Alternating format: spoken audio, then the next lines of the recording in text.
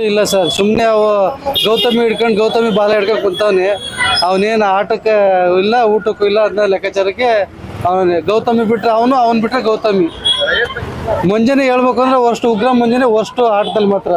ಈ ಹುಲಿ ಹಂಗೆ ಹೋದನು, ಇಲ್ಲಿ ಯಾಕೆ ಕುಂತವನಲ್ಲಿ ಅವನದೇನು ಇಲ್ಲ. ಅಲ್ಲಿ ಹನುಮಂತು ಅವನ ಹಳ್ಳಿ ಪ್ರತಿಮೆ, ಅವ್ನು ಗೆಲ್ಲಬೇಕು.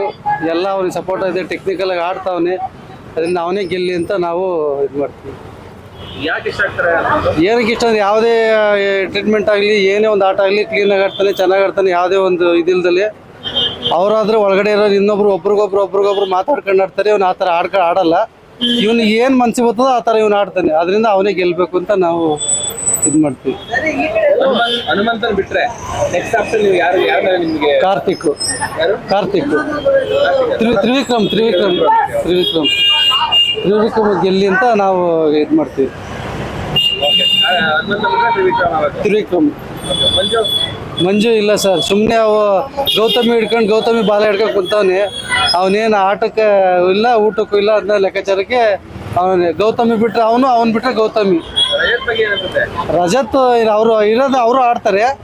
ಇರೋದ್ರಾಗೆ ಅವರು ಪರವಾಗಿಲ್ಲ. ಮುಂಜಾನೆ ಹೇಳ್ಬೇಕು ಅಂದ್ರೆ ಅಷ್ಟು ಉಗ್ರ ಮುಂಜಾನೆ ಅಷ್ಟು ಆಟದಲ್ಲಿ ಮಾತ್ರ.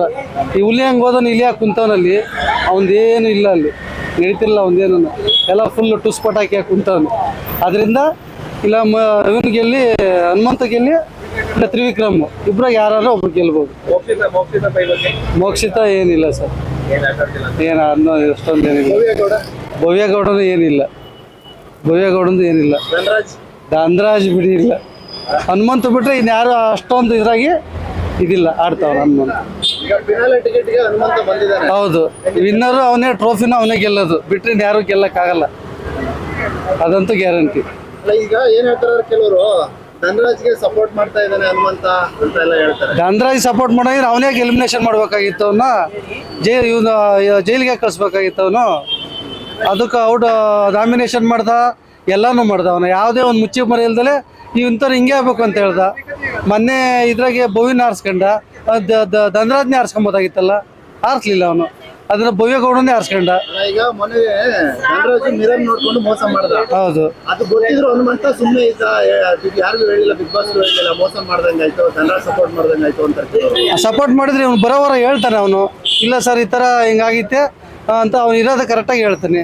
ಆ ಹೇಳೋದ್ರಿಂದ ಬರೋವರ್ತ ಕಾಯ್ಬೇಕು. ಬರೋವರ ಏನಿದ್ರೆ ಸುದೀಪ್ ಸರ್ ಮುಂದೆ ಹೇಳ್ತಾನೆ. ಅವನು ಹೇಳ್ದಂಗಂತೂ ಇರಲ್ಲ, ಹೇಳ್ತಾನೆ. ಈ ಥರ ಹಿಂಗೆ ಮಾಡ್ದಾಗ ಮೋಸ ಮಾಡಿದ್ರು ಅಂತ. ಆ ಮೋಸಕ್ಕೆ ಪ್ರತಿಫಲ ಸಿಕ್ಕೇ ಸಿಗ್ತದೆ.